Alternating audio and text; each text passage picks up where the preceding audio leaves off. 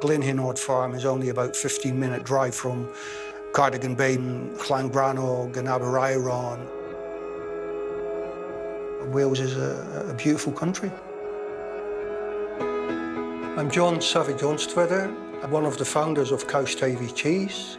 I moved from Holland to Wales in 1981. I've been producing cheese for 35 years. Caws Teifi cheese is the most highly awarded raw milk cheese in Britain. Raw milk is a World Heritage product. It's unpasteurized. You've got more depth of flavor. The flavor profile is like a symphony, an explosion of colors on the palate. You cannot make raw milk cheese from inferior milk. It has to be top quality. The milk we use comes from Kilkirk Farm. It's just up the road. The moisture and the sea air actually lands on the meadow, so we're talking about salt meadow milk, which definitely gives a flavour to the cheese. We use a number of recipes. Gouda, Caerphilly, Welsh recipe.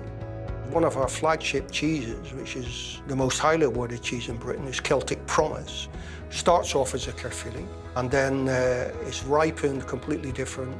The Gouda cheeses, we actually add ingredients to that, like Welsh stinging nettles. They're the best, of course. Many years ago, Pavarotti visited the International Eisteddfod in Llangollen, stayed in a hotel, asked for the cheese board.